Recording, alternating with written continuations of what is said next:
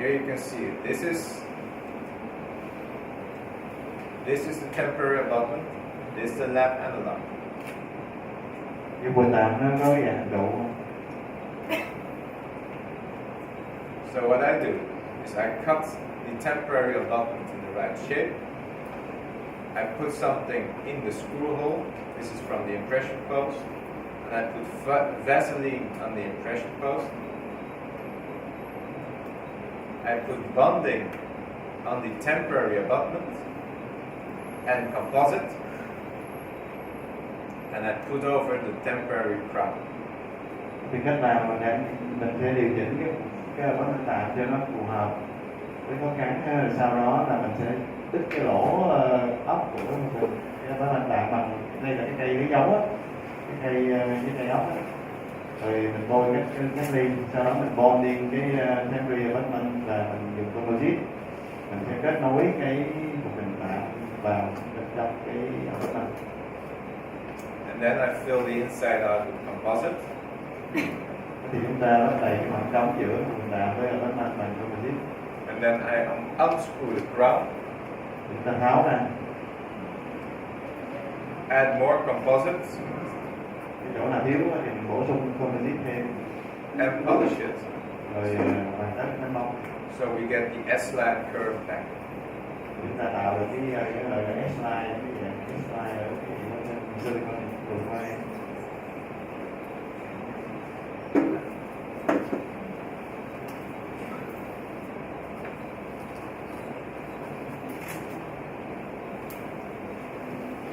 Then I put some oral gel always in the implants, and I push my temporary in place. Chúng ta cho cái gel sát khuẩn rồi chúng ta đặt cái abutment tạm vào.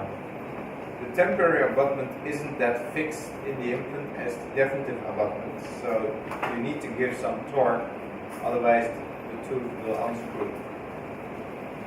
Thì mình cần phải dùng cái lực đột cho cái implant và cái abutment nó kết nối với implant lực là 25 Newton.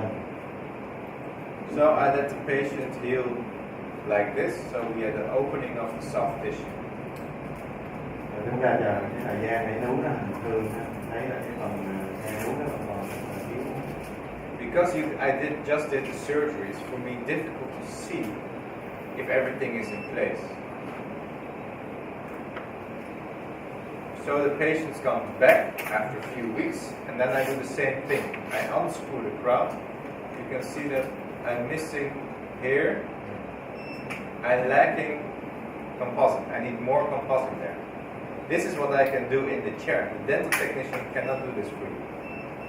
So I rinse, I etch, and I add a little bit more composite, and I fit it again.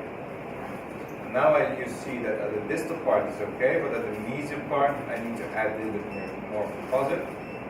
So a little bit more composite, polishing, and back in. And now you can see it as the perfect shape for a tooth. Thì bệnh nhân lúc mới vừa phẫu thuật lần 2 thì mình không đánh giá được cái mô mềm như thế nào. Thì sau 2 tuần bệnh nhân tái khám mình sẽ tháo cái mình tạo ra và mình bổ sung vào những cái chỗ mà mình thiếu hỏng đó, để mình tạo lại cái hình dạng của cái profile của cái nội tạng đó. Thì mình sẽ đạt được cái học tỷ tốt hơn. Cái điều này chỉ làm được trên lâm sàng, chứ mô thì không thể thấy được. So our starting point, placing the implant, GBR, second stage, temporary abutment, making temporary crown to this situation. Thì đây là cái quy trình từ lúc đặt implant cho tới khi mình là đặt cái một hình tạng và điều chỉnh nó. And now the patient can go back to her own dentist. Her own dentist can make it. Rồi cái này thì ông sẽ gửi về cho cái nhà sĩ của bệnh nhân đó để mà làm cái cuộc hình sau cùng. Still we're lacking a little bit of papillas. We have to wait, and if they don't come, they don't come. Còn cái phần gai nú thì bây giờ đó có thể mình chờ thêm một thời gian nữa thì có thể gai nú mình nó sẽ được cải thiện. Còn nếu nó có cải thiện không thì mình cũng chờ. This was the case where the dentist extracted the root and then sent to me. And the papillas already retracted after extraction. Đây là cái ca mà bệnh nhân bác sĩ đã nhổ răng trước khi chuyển cho ông và cái gai nối thì đã tuột mất rồi. So those are the three ways. Just put in the crown with enough pressure, make half crowns, or make real temporary crowns. But I do real temporary crowns only in the aesthetic zone. Otherwise it's too much work and it's too costly for the patient. Có ba cách như mình thấy là để tạo dạng cái mô mềm đó. Thứ nhất là mình có thể làm một hình chính thức theo cái dạng mình mong muốn, là mình nén lên cái đuống. Thứ hai là mình dùng cái gọi là customize với mình. Rồi cái cách thứ ba là dùng vùng tạo. Thì cách thứ ba chỉ dùng cho cái vùng răng thẩm mỹ thôi, bởi vì nó rất mất thời gian và nó tốn kém. We place the implant. We created enough soft tissue. We created enough surgical profile, and then we can go for impression taking, so sending to the laboratory. Thì bây giờ mình thấy cái quy định mình là phải implant, mình phải tạo cái đủ mô mềm và mình phải định dạng cái mô mềm thiết kế hết. Xong thì bây giờ tới giai đoạn cuối cùng là lấy dấu để gửi cho bộ. The impression process, you will see, I always use an open tray, first a closed tray, and the only way to do this is with a silicone or polyether impression. Thì ông nữa thì chỉ lấy dấu thì bằng cái impression cutting mà cho cái khai mở ha. Và điều lấy dấu đó thì chỉ có thể là silicone hoặc là polyether. If you have a scanner, you're going to scan your implants. Megagen is also scanning impression codes, so you can have the digital file. Trong trường hợp mà các bạn ở phòng khám có cái máy scan á, thì có thể là scan, thì cái hệ thống Megagen nó cũng có cái impression cho cái scan này. Thì mình dùng cái gọi là lấy dấu bằng kỹ số. So this is our implant, and the gold is our abutment. And this is something people have to have in their head who makes the crowns, but you have to really know that your abutment is seated correctly into your implants, otherwise you'll get problems on the long term. Cái thứ nhất là mình thấy giữa cái abutment màu vàng và cái implant đó là có cái kết nối đó, thì cái đầu tiên khi mình lấy dấu là mình phải làm sao đảm bảo là nó phải kết nối một cách chính xác đó. Bởi vì nếu nó không vào đúng đó, chính xác đó, thì mình sẽ có nhiều cái rắc rối sau này. So the first part is the part that goes inside of your implant. This is where the abutment connection is. This is with any reach 5 degrees. So it's very now well fitted. Cái phần đầu tiên là phần cái abutment nó nằm trong cái implant. Cái phần này là cái phần nó phải tiếp xúc rất là chính xác, và cái độ le của any reach là khoảng 5 độ, nó kết nối rất là tốt.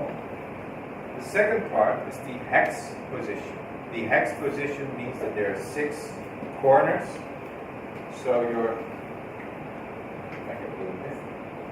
So your abutment will not rotate in your implant. That's why we have a hex position. Cái phần thứ hai là phần cái chớp dưới của nó có cái là cái lục giác. Cái phần đó là nó giúp khóa cái abutment, không có cho nó xoay.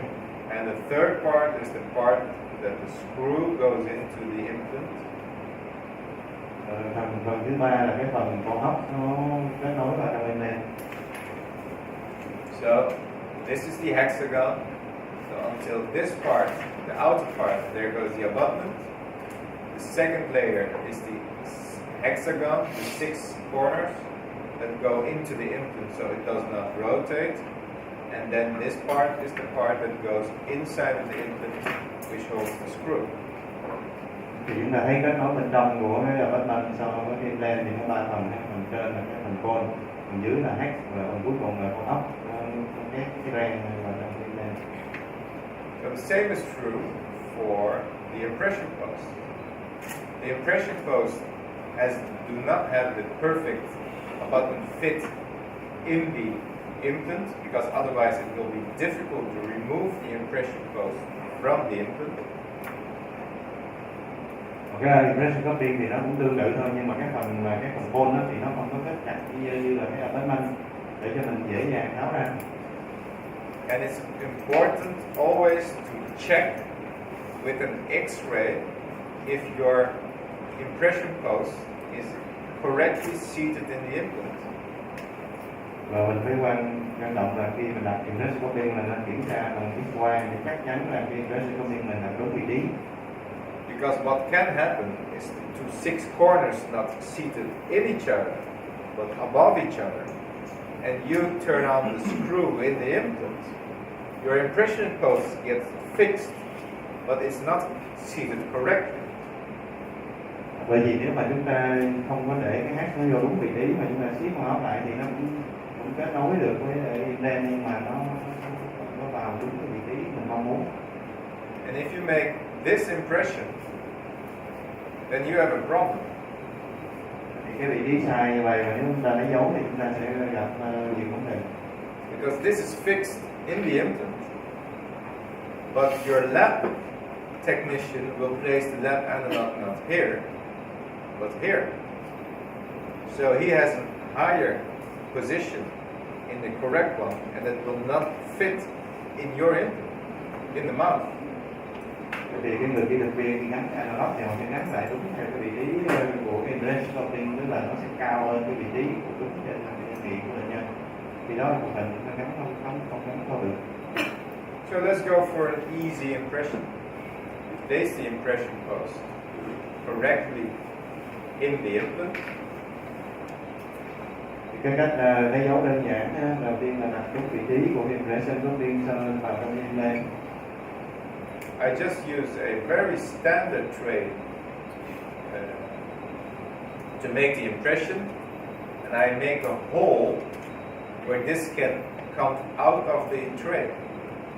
Chúng ta sẽ dùng cái khay để mà chúng ta đập lỗ và chúng ta cho cái lỗ nó để mà ốc đó.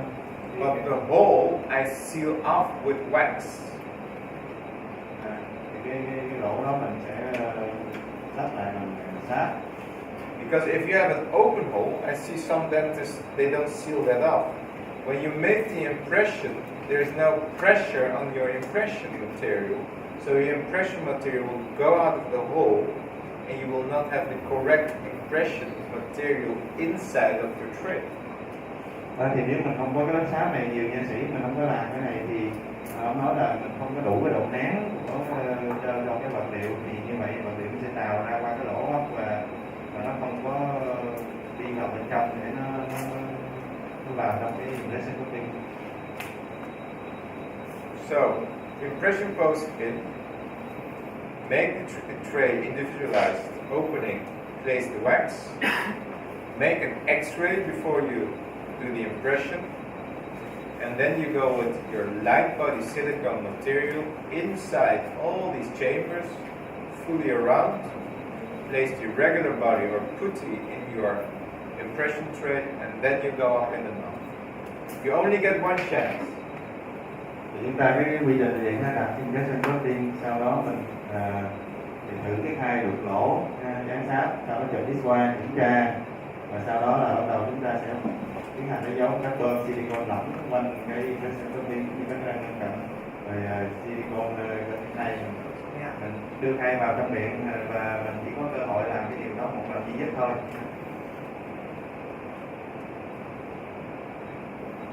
This goes then to your dental lab. They will connect a lab analog, an implant for the lab, to your impression, and then they will put that in gypsum cast with an implant mucosa mask, so this is impressible. Or they just make a fully gypsum cast. Thì mình gửi dấu thì mình ra buôn sẽ dùng cái analog để mà họ đo mẫu và họ có thể là dùng silicone để làm cái phần hướng giả qua bên đây, hoặc là họ đổ trực tiếp cao hơn. But it's always important to remember your dental technician does not work in the mouth, they work on the model. They do not understand the biology in the mouth. So if you have a case like this, where you have a tilted molar, this is tilted to that. This is a straight occlusal plane. So I put my implant a little bit in the middle. Here, the soft tissue is very low. Here, the soft tissue is very high. If they have a gypsum cast, your dental technician does not know how to make the crown. They just say, oh, we grind a little bit of the gypsum away and make it a very nice crown. But you need to communicate this to your dental technician.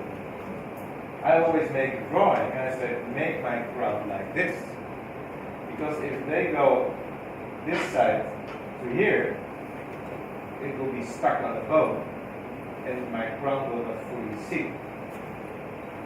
Tức là chúng ta biết là mình đó là nha sĩ, mình biết lên lâm sàng, cho nên là khi mình gửi cái dấu á thì mình cũng phải thông báo cho người kỹ thuật viên là cái như ông đó là họ sẽ liên lạc và thông báo là phải làm cái mão theo cái kiểu này, không phải vẽ ra. Bởi vì ở trên lâm sàng mình biết được cái phần đó chỉ cần cái xương lên cao á, phía xa thì xương thấp. Nếu mà bây giờ mà làm ở kỹ thuật viên họ làm cái phần chỉ cần nó loe nhiều quá thì nó sẽ cấn xương, không gắn được. And also check for these points. Look at that, this is all filling. My crown will not have a good contact point. So grind this away, make it flat. And you get a nice flat contact point with the crown. Mình cũng phải lưu ý cái răng kế bên đó là nó có cái miếng cũ với cái tiếp xúc điểm nó không được tốt nữa. Thì chúng ta phải điều chỉnh nó để chúng ta có được cái tiếp xúc tốt hơn.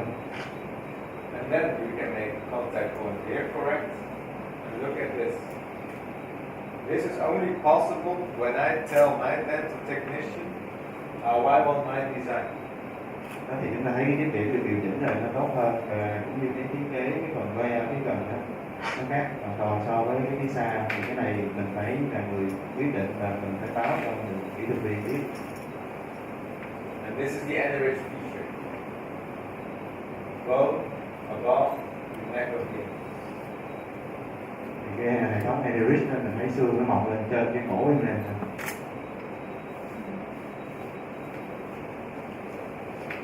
So then we did the impression and the dental technician sends us back the crown. Then you as a dentist need to know how the abutment sits in the implant, because you need to check if everything is correctly seated in the implant. Khi mình nhận được cái phục hình từ cái labo á, thì chúng ta cũng phải làm sao mình kiểm tra và xác định được là cái phục hình này nó chính xác của mình đúng vị trí hay không. Again, we have the abutment part, a hexagon part, and a screw part. Thì cũng vậy ha, mình thấy là mình phải kiểm tra 3 phần ha, cái phần cone, phần hex và cái phần ốc. And we need to remember the emergence profile we try to mimic of the natural tooth is the same above gingiva, but below gingiva is completely opposite, very narrow instead of wide, because we want to have enough soft tissue. Chúng ta phải kiểm tra được cái hình dạng của cái bộ hình đó nó có bắt chước giống như cái răng tự nhiên không, có cái phần thân răng. Nhưng mà cái phần gỗ đó thì chúng ta thấy là nó sẽ khác hoàn toàn nha. Cái phần bên Implant thì mình phải làm sao tạo được cái vị vùng, nói chung là cái khoảng cách để cho cái mô mềm nó tồn tại ha, nó khác với cái răng tự nhiên. So this is the difference. Đó thì phần cổ đó, mình thấy là trên Implant nó lõm vào chứ nó không phải là nó lồi lên răng thật. And then what kind of abutment will we choose? Thì có nhiều loại abutment này nên chọn lựa như thế nào? We have two kinds. We have stock, that means you buy this from the factory from Megagen. We have the locators. These parts are for removables. These are the normal abutments, angled abutments, straight abutments, etc. These are very nice abutments, but sometimes you need something individualized. Thì loại có hai loại chính cơ bản là mình thấy là loại thứ nhất là sẵn, tức là chế tạo từ nhà máy và nó có nhiều cái kiểu kích cỡ để mình lựa chọn cho phục hình tháo lắp cũng như là phần cố định. Tuy nhiên có một số trường hợp là mình cần phải có những cái phục hình gọi là vết mạch mà được cá nhân hóa.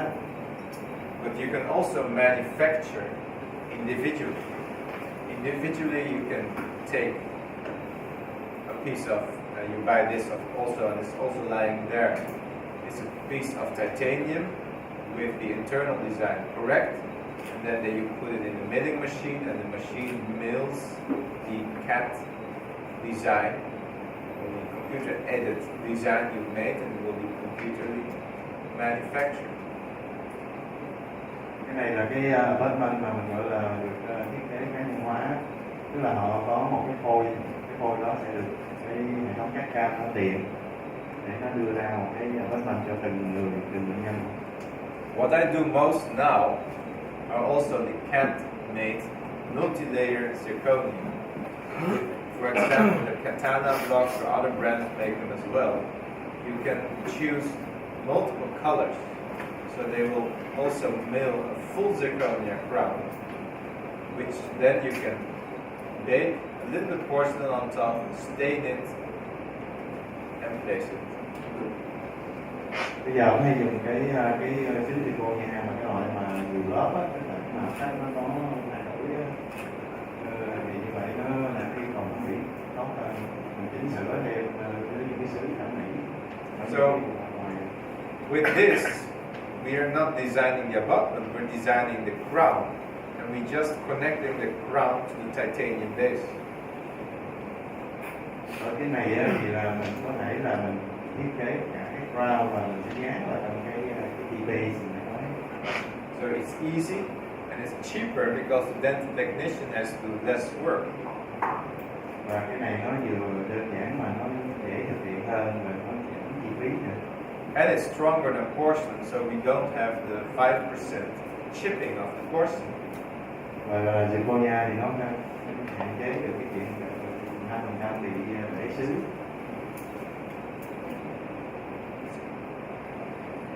So these are a few kind of crowns we can make. In the molar area, I chose mostly for full zirconia crowns and a titanium base. In the premolar area, because this is quite thick, in the premolar area, I want things more narrow. There I choose for individualized titanium abutments with a crown on top. And in the aesthetic zone, we mainly go for Emax lithium disilicate because they have the nicest translucency So in the front teeth, you'll get the best aesthetic outcome. Thì thường ở lông thì làm sao dùng cái TP với lại cái full zirconia. Đối với ăn tiền phối thì họ dùng cái customize vết manh là cái là nghệ sứ zirconia, zirconia. Còn chỉ có năm trước thì cái zirconia và cái sứ ngoài Emax. Bởi vì Emax thì nó có cái độ thẩm mỹ tốt nhất. And this is what we like to do now. Again, the difference, if you see only this, small pieces of titanium base with a full crown, and when you see larger piece of units, it's always individualized titanium abutment with a crown on top. Thì thấy nó sự khác biệt đó, một bên là cái TP với lại full zirconia cái mẫu nhắn vô, thì mình thấy cái phần TP nó rất là ít hơn. Ở bên đây thì cái phần TP với là cái phần customize thì người ta customize cái bất manh phần kim loại, sau đó mình phải gắn cái sứ mà cái phần kim loại nó nhiều hơn. And you have to look at the different strength of the materials. We know that feldspathic ceramics, this is porcelain, is the weakest we have. They will fracture quite easily. But when we look at the Emax press, we got 400 to 700 megapascal. Up to the premolar area that works perfectly, and also in the molar area. But when you go for zirconia, we go up to 800 to 1400 megapascal. But the more you go this way, the less translucency we get. So these are the more translucent crowns. So Emax is translucent enough for the aesthetic zone. And when you go more to the motor part, you can then have very nice crowns with multiple layers in coloring, but you do not have the translucency of a natural tooth. But in the motor area, you don't need the translucency. It's not about the aesthetics, it's about the function. And in the aesthetic zone, it's more about the aesthetics, also partly function. Thì đây mình thấy có nhiều loại vật liệu thì cái độ cứng nó khác nhau ha, từ cái loại thấp nhất là plastic và cái cao nhất là silicone. Thì đối với cái sư Implant đó thì cái khoảng 400 megapascal là nó tương đối là khá chắc, có thể dùng cho răng sau, nhưng mà tất nhiên là đây là dùng cho răng trước là răng thẩm mỹ thôi, còn răng sau thì thường dùng cái silicone. Thì cái độ trong của cái sứ nó sẽ đi càng giảm, nếu mà cái độ cứng tăng lên thì mình sẽ chọn lựa cái vật liệu như thế nào để phù hợp tùy cái vùng nào chức năng hay là thẩm mỹ. Okay. Then we have multiple kinds of solutions. And yesterday we talked with the doctor about the root crown ratio. And I told her, in my opinion, in my humble opinion, I think the root crown ratio is the biggest nonsense there is in implant dentistry. Because the root crown ratio has been made for teeth. You need 2 times the root or 3 times the crown length of the root, otherwise it will be mobile. That's for teeth. Around implants are fixated into bone. If you have 3 millimeters of osseointegration, it can hold the crown. So that's why we can use very short implants and make huge crowns on them. And also, we can make multiple crowns on 1 implant, or we can make multiple bridges on 4 implants for the whole maxilla or mandible. Tức là hôm qua thì có một bác sĩ cũng nói về cái tỷ lệ thanh chân á, thì ông nói là đó là cái tỷ lệ mà mình ứng dụng trên cái răng thật, vì cái răng thật nó có cái sự di chuyển động ha, thì tỷ lệ đó là phải là cái chân nó phải từ 2 đến 3 lần so với cái thân ở trên, nếu không thì răng nó sẽ bị lung lay. Tuy nhiên cái đó là không đúng cho cái implant, bởi vì implant là nó dính chặt vào xương. Chính vì vậy chúng ta có thể chỉ cần 3 ly xương tích hợp đó, thì chúng ta có thể cái mẫu chúng ta có thể thực hiện chức năng bình thường. Đó là lý do mà chúng ta dùng cái implant ngắn ha, hoặc là những cái trường hợp là chúng ta dùng cái implant mà cho cái cầu vói đó. Thậm chí trên một cái hàm trên nó chỉ cần 4 implant cho một cái nguyên cái cầu dài thì kỹ thuật con thì cho nên là cái implant thì mình không có đề cập đến tỷ lệ giữa cái implant và cái mẫu ha. This is, for example, a case where we placed 1 implant and made 2 crowns. You can only do this when you have, of course, a strong implant, which will not fracture, a strong abutment, and of course strong crowns. Tất nhiên là đây là một cái implant mà chịu lực cho hai cái răng.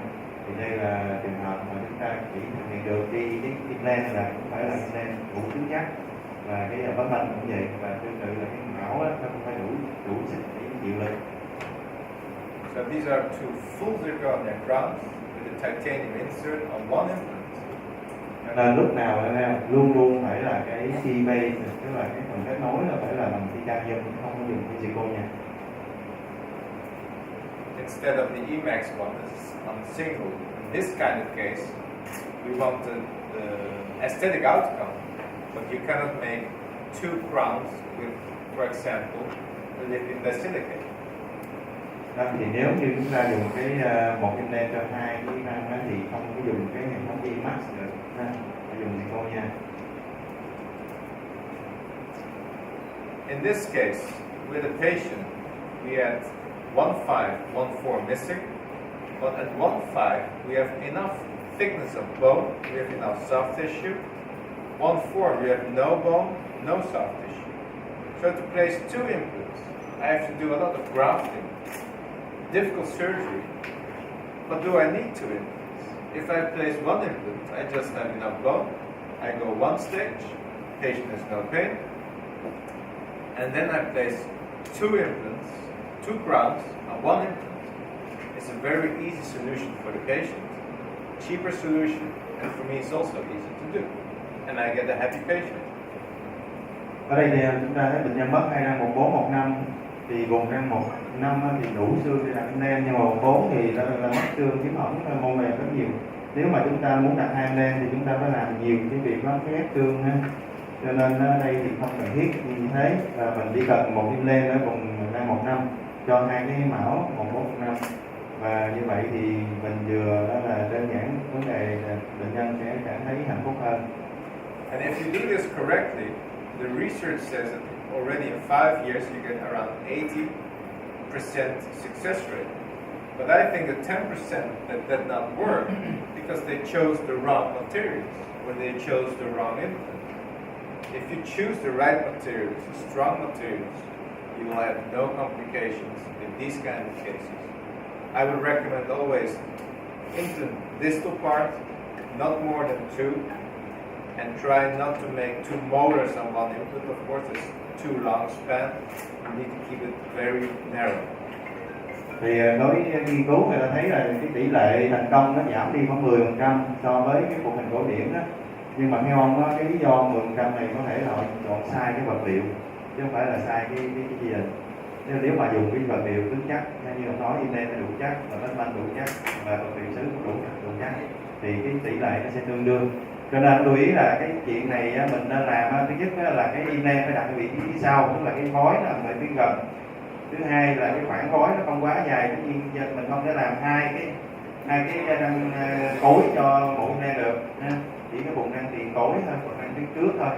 Đó, tức là cái khoảng khối nó phải hẹp. Đó, lưu ý quan trọng nhất là vậy.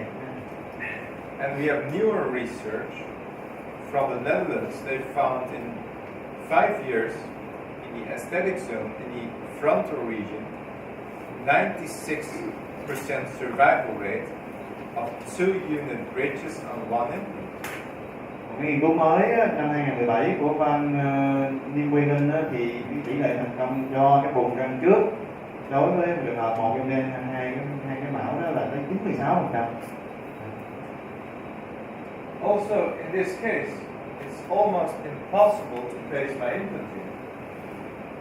Trong ca này thì gần như không thể mình đặt implant ở cái vị trí của cái răng mặt ba. Here's enough. Here's enough bone. Bên đây thì đủ xương.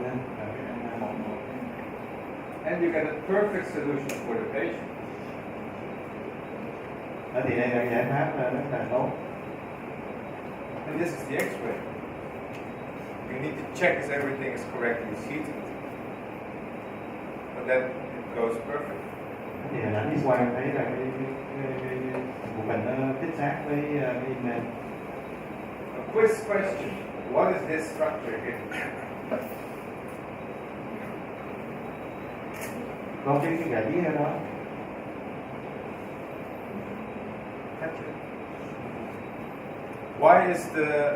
Why are these 2 teeth missing? Ở đây là sao này mất hai cái răng này. The orthodontist knows the answer. It's an impacted cusps. It lies down. Ở đây là có một răng nhầm nữa. Yes. So I place the implant just 1 millimeter above. Cho nên đặt implant là khoảng 1 ly trên cái răng nhầm nữa. But the point what I want to make is this is a better solution than this. Thì đối với trường hợp này là một implant là nó tốt hơn là nếu mình đặt hai implant.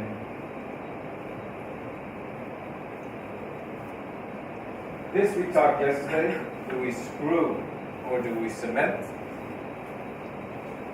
Chúng ta cũng bàn về chúng ta nên làm một hình bắt vít hay là một hình gắn xi măng. Hôm qua chúng ta đã nói rồi. And again, just by repetition, only cement when you can see the cement margin.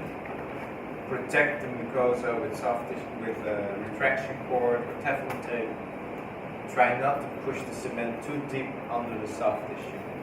Thì chúng ta nguyên tắc là chúng ta phải gắn một hình bằng xi măng khi nào chúng ta thấy được đường hoàn tất, và chúng ta có thể là cần phải bảo vệ cái mô mềm bằng cách là chỉ qua lú khi gắn, và không gắn cái một hình với cái đường hoàn tất nó quá sâu trong lú.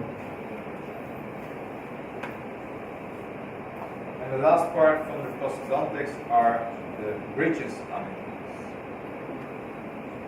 Because this is very difficult to work with. Do you see what the problem is at this bridge? Và cái khó khăn nhất là nếu mà chúng ta có những cái cầu rất dài. Chúng ta thấy cái này trong cái ca này chúng ta gặp cái vấn đề gì?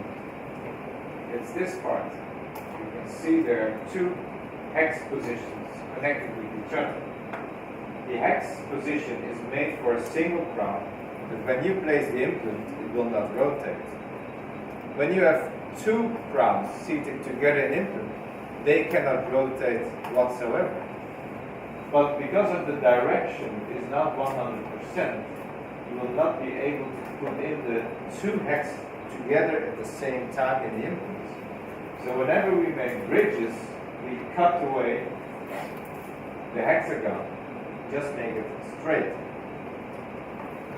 Và cái thứ nhất là chúng ta thấy như mình làm cái cầu á, thì cái phần hex là đối với cái răng đơn này thì nó chống xoay, nhưng mà đối với cái nếu mình làm cái cầu cái nối hai lên đó, thì nếu mình giữ cái phần hex này thì mình rất gần như không thể nào mà hai cái phần này nó song song hoàn toàn tuyệt đối nhau được, thì mình sẽ không thể làm cho cái gắn của hình mà cái phần hai cái đó là chính xác vào trong lên được. Cho nên khi làm cái cầu thì cái phần hex này mình sẽ cắt bỏ đi, mình không có giữ. The case is very shortly. Patient had a long span bridge, which has to be removed. We made a flap, place one implant immediately after extraction, here. Place a second implant more at the distal part. We did some bone graft. We did the second stage surgery. We have little but enough keratinized soft tissue, and then we made impression. Cái ca này bệnh nhân á, có một cái mất răng phía sau rất là dài, xíu xương không tiếng thủng nữa, thì mình cũng đặt im lên trước kỳ ở phía trước một răng và phía sau là ghép xương là im lên, và đây là giai đoạn mình bọc lội lên thì cái môn tiền hóa không có nhiều, tuy nhiên thì cũng tạm chấp nhận được. Bây giờ mình sẽ lấy dấu. And then the dental technician made two hexagons, and he said, "Try it; it will fit." I said, "No, it will not fit." He said, "Try it." I said, "Okay, I will try."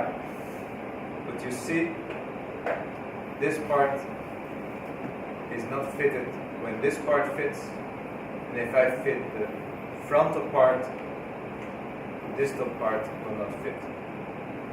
Thì khi làm cái bộ hình xong thì Rabo nói là bây giờ cứ thử đi. Thì ông gắn thử thì mình thấy là khi mà cái bên phía trước đây vào được thì bên phía sau vào được, phía trước nó không có vào. Còn ngược lại nếu nước vào thì phía sau mở lên. And then he made a new bridge. Then he listened to me. So we have the abutment, and the second part is not a hexagon but straight. Thì bây giờ phải làm lại cầu mới và cái phần hex lên là không còn nữa. Như vậy là nó có thể là có là một tấm banh cho cái cầu răng như thế này, chứ không mình cắt luôn. Cái này loại này là không non hex. Cái phần nó tròn, còn cái phần có hex thì chắc là này nó có cắt hay không, theo mình nghe thì là nó cắt, nhưng mà không biết thì cái này là nó vẫn còn phần dưới đó, nhưng mà không hex thôi.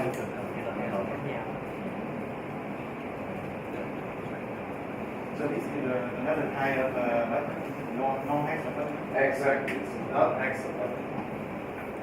Tức là một loại nó thành không có hex nữa. That's why we have hex abutments and non-hex abutments. Hex abutments for single crowns, non-hex abutments for multiple crowns, bridges, etc. Tức là phần abutment có hai dạng, một là có hex cho răng đơn và non-hex cho các cái trường hợp mà mình làm cầu hoặc là nhiều răng. You can also use non-hex for single crowns, but then your crown can turn on your move on your implant, and that's not nice. You want to poof, and it's done. Mình dùng cái non-hex cho răng đơn thì cũng được, nhưng mà có nguy cơ răng nó bị xoay. And here we have perfect seating now of the non-hex abutment into implants. Bây giờ thì mình thấy là Implant, tức là bánh banh nó đã kết nối được rất là tốt rồi.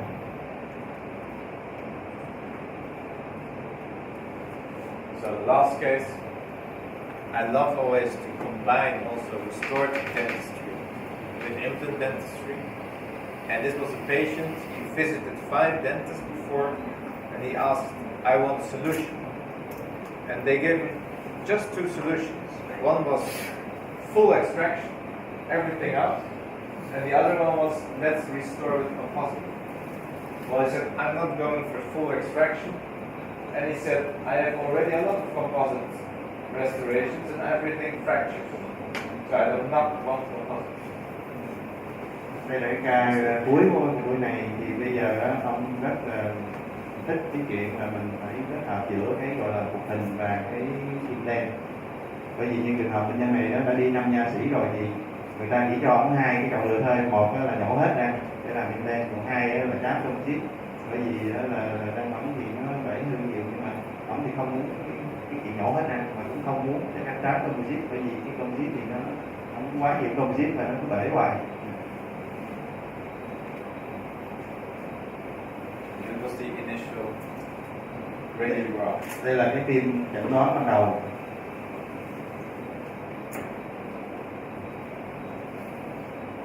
So what I always start with a patient like this is not to think in solutions, what we should do, but make a problem list. So let's see what are my problems. Đầu tiên chúng ta phải tìm coi là vấn đề chúng ta gặp phải là cái gì đó. He's missing teeth. Mất răng.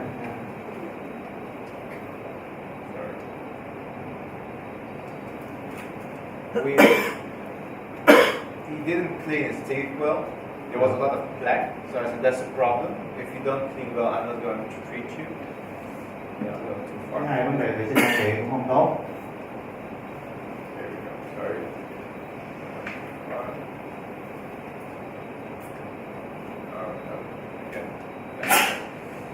So he's missing teeth. He has a lot of loss on his loss of tooth wear because of the grinding. We have some teeth which I cannot keep anymore because they were at a bad prognosis in my prognosis list. Số răng thì không còn khả năng để giữ lại được. We have some apical radiolucencies. We have a negative curvature in the maxilla because it's going down. Có những cái răng hàm bị trồi quá. And he has poor oral hygiene. So this is the problems I have with this patient. This is his problem. And then I try to come up with a solution for every problem I have. Vấn đề của bệnh nhân này là vấn đề nhiễm trùng chết, rồi vấn đề vệ sinh v.v. Và chúng ta khi thấy hết được những cái vấn đề đó là chúng ta mới tiến tới chuyện là tìm cái giải pháp cho từng cái vấn đề. So based on his problems, I said, well, the problem is we need to remove 1, 2, 3 teeth, but we need to give your teeth back. So I need to place 1, 2, 3, 4, 5, 6 implants. Thì chúng ta nhổ 3 cái răng không còn giữ được, và chúng ta phải cần tháo implant cho những cái răng đã mất. But here, the space was very narrow for